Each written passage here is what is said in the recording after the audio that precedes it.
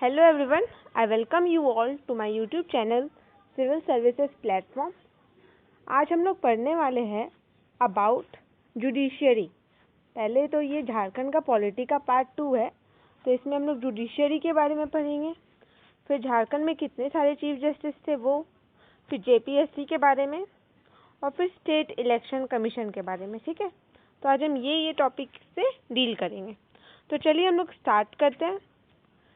Start करने से पहले आपको बता देना चाहती हूँ कि इसके जो पीडीएफ होंगे वो मेरे Telegram group civil services platform में आपको अवेलेबल हो जाएंगे। आप टेलीग्राम डाउनलोड करके सिविल सर्विसेज प्लेटफॉर्म सर्च करके वहाँ से आप पीडीएफ ले सकते हैं। ठीक है, तो चलिए हम लोग स्टार्ट करते हैं। तो देखिए, जुडिशरी जो है वो जो इंडियन कॉन्स्टिट्यूशन है उसका आर्टिकल 214, उसमें वो जो है वो हाई कोर्ट से डील करता है। हाई कोर्ट क्या है, जो जुडिशियरी है वो 3 लेवल में काम करता है। एक होता है सबऑर्डिनेट कोर्ट, ठीक है, एक होता है हाई कोर्ट, एक होता है सुप्रीम कोर्ट।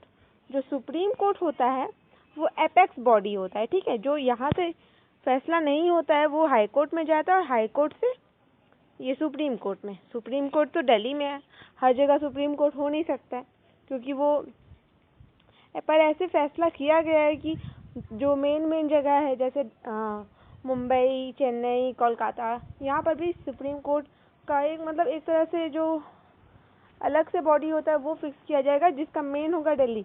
पर अभी तक इसके लिए कोई वो अभी तक आया नहीं है। पर जो हाई कोर्ट है ये हर स्टेट में होता है, ठीक है। पर कभी कभी कोई जो हाई कोर्ट है जैसे कोलकाता हाई कोर्ट आपका इधर अंडमान निकोबार का भी देख लेता है, ठीक है, तो वैसे याद करना है। तो हम लोग यहाँ झारखंड के बारे में पढ़ रहे हैं, तो आर्टिकल 214 हाई कोर्ट से डील करता है। आर्टिकल 215 कहता है कि जो हाई कोर्ट है वो कोर्ट ऑफ रिकॉर्ड है।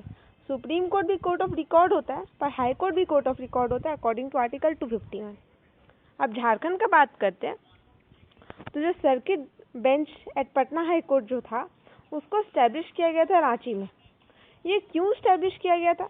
क्योंकि जो झारखंड था उसमें तो बहुत सारे आदिवासी रहते थे छोटा नागपुर एरिया में, ठीक है, तो उनकी भी तो कोई ज़रूरत होती होगी। तो उनको पूरा करने के लिए ये जो हाई कोर्ट है, ठीक है, उसको एक सर्किट बेंच के तौर पे स्टैब्लिश कर दिया गया था रांची में ऑन 6 मार्च 1972 और 1976 में इट बिकेम परमानेंट, वो स्थायी हो गया, ठीक है। अभी अगर एग्जिस्टेंस में देखें तो झारखंड हाई कोर्ट जो है वो 15 नवंबर 2000 को स्टैब्लिश किया गया, ठीक है, झारखंड में, जिस दिन झारखंड का फॉर्मेशन हुआ। अब हम लोग चीफ जस्टिस के बारे में देख लेते हैं कि झारखंड में कौन कौन से चीफ जस्टिस है। आपको ये सब याद करने का उतना ज़रूरत नहीं है, बस एक आइडिया रख लीजिएगा ओवरऑल, ठीक है, इतना इम्पोर्टेंट नहीं है, बस आपको नाम याद करना है, वो भी सारे का नहीं, जो इम्पोर्टेंट है, ठीक है, उन लोग का।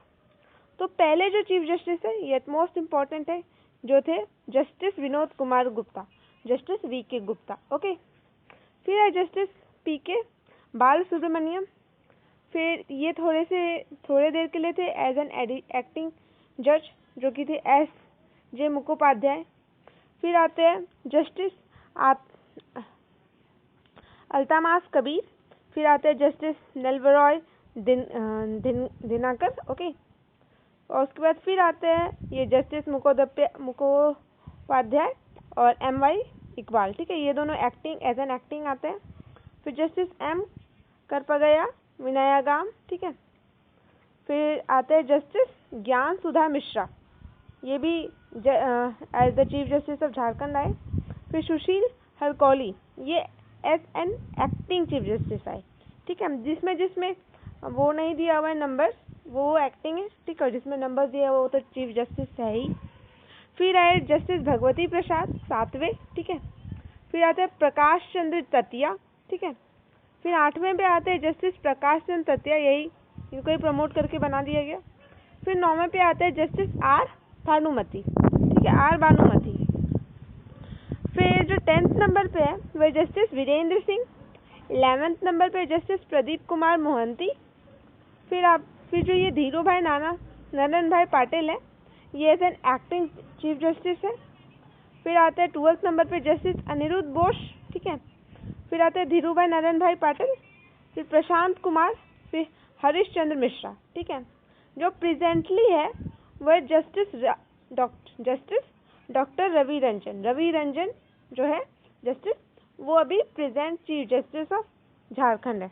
ओके, फिर हम लोग बात करते हैं जेपीएससी का, जिसके लिए हम लोग का बहुत बड़ा सपना है, आप लोग का बहुत बड़ा सपना है कि आप लोग को एक ब्यूरोक्रेट बनना है। ठीक है, तो वो जो है, तो उसमें आर्टिकल 315 से लेके 323 इससे डील करता है with UPSC and state PCS.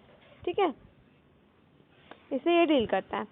तो ये डील किससे करता है? With the composition of an appointment and removal of members, power, function and their independence. ठीक है, ये सबसे ये डील करता है। 1 अप्रैल 1949 को Bihar public service commission establish किया गया था। हेडक्वार्टर था रांची, इसको शिफ्ट कर दिया गया पटना। ऑन मार्च 1, 1951 जेपीएससी को कॉन्स्टिट्यूट किया गया, झारखंड पब्लिक सर्विस कमीशन को। कहाँ पे? रांची में। ठीक है, तो फिर ये कॉन्स्टिट्यूट किया गया ऑन 2001, और इसके पहले जो चेयरमैन थे वो थे पीसी हेम्ब्रम। टोटल मेंबर थे 1 चेयरमैन प्लस 4 मेंबर्स, मतलब टोटल मेंबर 5 थे। और फिर बाद में 2003 में कुछ हुआ अमेंडमेंट टाइप, जिसमें कि टोटल नंबर 9 हो गए, जिसमें कि 1 चेयरमैन और 8 मेंबर। ठीक है, मतलब मात्र 2 साल के लिए 5 मेंबर थे, उसके बाद फिर 9 मेंबर हो गए। ठीक है, तो जो सेक्रेटरी होते हैं जेपीएससी के, वो चाहे आईएएस ऑफिसर होते हैं या state official of administrative system, मतलब जो स्टेट पीसीएस को पास करके एडमिनिस्ट्रेटिव सिस्टम में आते हैं वो होते हैं। फिर आर्टिकल 320 जो है वो फंक्शन बताता है क्या, कि हम लोग कंडक्ट करेंगे एग्जामिनेशन, और जो सर्विस में लोग आएंगे उनको अपॉइंट करेंगे, जैसे एसडीएम, एसडीपीओ, ठीक है, डीएसपी, ठीक है, उन लोग को अपॉइंट किया जाएगा। उसके बाद हम लोग देखते हैं स्टेट इलेक्शन कमीशन को। तो आर्टिकल 243 के ये क्या कहता है? The state election commission of Jharkhand was setup on 14 मई 2001, 14 मई 2001 को इसको स्टैब्लिश किया गया। किस लिए? For overall superintendence direction and control of superintendence, direction and control of electoral roll and conduct of election to the 3-tier panchayat Raj institution and urban local bodies. ये इसलिए establish किया गया जिससे कि जो पंचायती राज इलेक्शन होता है, जो 3-tier पंचायती राज इलेक्शन होता है, और जो अर्बन लोकल बॉडीज मतलब म्यूनसिपैलिटीज का इलेक्शन होता है, उसको कंट्रोल करने के लिए, उसको डायरेक्ट करने के लिए, उसको उस पर निगरानी रखने के लिए, ठीक है, उसको अच्छे से काम करवाने के लिए इसको इस्टेब्लिश किया गया। तो अगर हम लोग पंचायती राज इलेक्शन देखें तो वो 2 बार हुआ है, 2010 में और 2015 में। ठीक है, फिर वहीं अर्बन लोकल बॉडीज का जो इलेक्शन था वो 4 बार हो चुका है, जो कि 2008 में है, फिर 2010 में, 2013 में और 2015 में। इस बार ये होने वाला था, 2020 में होने वाला था, हम लोग के भी टाउन में ये होने वाला था, मतलब सिटी में होने वाला था, पर ये हो नहीं पाया only because of this corona virus.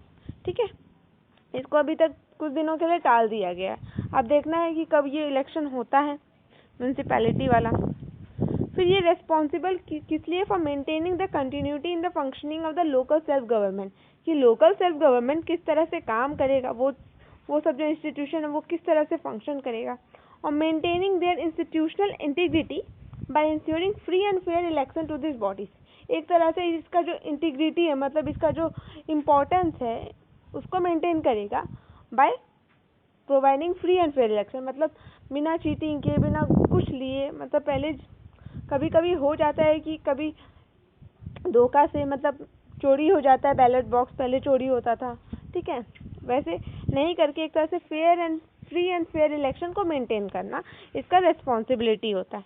ठीक है, फिर जो बी.वी. लाल है वो पहले स्टेट इलेक्शन कमिश्नर थे। ठीक है, कौन थे फर्स्ट इलेक्शन कमिश्नर? तो वो थे BV. Lal were the first state election commissioner. एक और बात, जो स्टेट इलेक्शन कमिश्नर होता है ना, वो ना मतलब किसका इलेक्शन कंडक्ट करवाता है? वो पंचायती राज और म्यूनसिपैलिटीज का इलेक्शन को कंडक्ट करवाता है। वो कभी भी जो हम लोग का चीफ मिनिस्टर का इलेक्शन होता है, मतलब विधानसभा इलेक्शन होता है, वो कंडक्ट नहीं करवाता है। विधानसभा election is conducted by the election commission of India. ठीक है, इलेक्शन कमीशन ऑफ इंडिया, जो कि आर्टिकल 324 के अंतर्गत आता है, वो इसे कंडक्ट करवाता है। ठीक है, तो आज के लिए बस इतना ही था। आप इसका नोट्स अवेलेबल कर सकते हैं फ्रॉम माई टेलीग्राम चैनल, जिसका नाम सिविल सर्विसेज प्लेटफॉर्म है। आप वहाँ से इसे ले लीजिएगा। ठीक है, और अगर आपको वीडियो अच्छी लगे तो आप इसे लाइक कीजिए। ठीक है, अपने दोस्तों के साथ शेयर कीजिए, क्योंकि ये जो यूट्यूब चैनल ये बहुत नया है, जिसके कारण बहुत लोगों को इसके बारे में पता नहीं है कि इंग्लिश मीडियम में भी कुछ अवेलेबल है। तो उन लोगों तक शेयर कीजिए जिन्हें नहीं पता है, जिन्हें इनकी ज़रूरत है। और आने वाले सेशन में I will also provide with the old English literature, मतलब ओल्ड इंग्लिश का जो पार्ट है, जो कि जेपीएससी मेंस का पेपर 2 में है, वो हम अवेलेबल करवा देंगे। ठीक है, तो चलिए ऐसे ही बने रहिए, पढ़ते रहिए, खूब मन लगा करके अपने पेरेंट्स को प्राउड कीजिए। Thank you so much.